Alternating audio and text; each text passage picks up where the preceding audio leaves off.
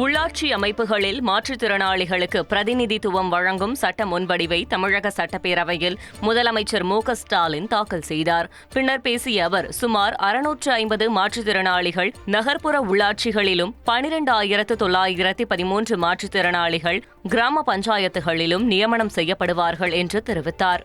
சுமார் 650 மாற்றுத்திறனாளிகள் நகர்ப்புற உள்ளாட்சிகளிலும்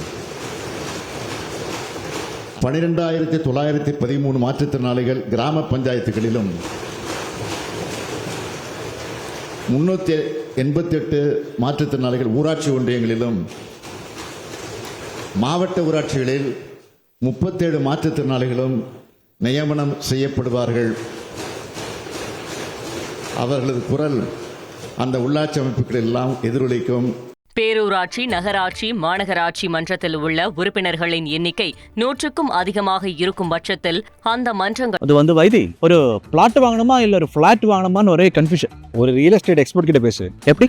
பாஸ்வாலா பி தி பாஸ். தலா 2 மாற்றுத்திறனாளிகளுக்கு நியமன பதவிகளை வழங்கலாம் என்றும், நியமிக்கப்படும் மாற்றுத்திறனாளிகளின் பதவிக்காலம் தேர்ந்தெடுக்கப்பட்ட மன்ற உறுப்பினர்களின் பதவிக்காலம் நிறைவடையும் போது நிறைவடையும் என்றும் தெரிவிக்கப்பட்டுள்ளது.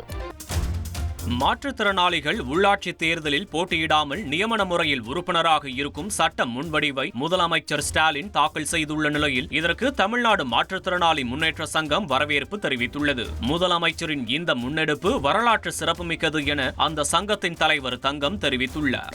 மாற்றுத்திறனாளிகள் உள்ளாட்சி பிரதிநிதியாக நியமனம் செய்ய சட்ட மசோதாவை வழங்கி மாற்றுத்திறனாளிகளின் சிரிப்பில் தலைவர் கலைஞர் அவர்களை கண்ட மாண்புமிகு தமிழ்நாடு முதலமைச்சருக்கு மீண்டும் ஒரு முறை நன்றியையும் பாராட்டுகளையும் தெரிவித்துக் கொள்கிறோம். இன்றைக்கு மாற்றுத்திறனாளிக்கு ஒரு வரலாற்று சிறப்புமிக்க நாள்.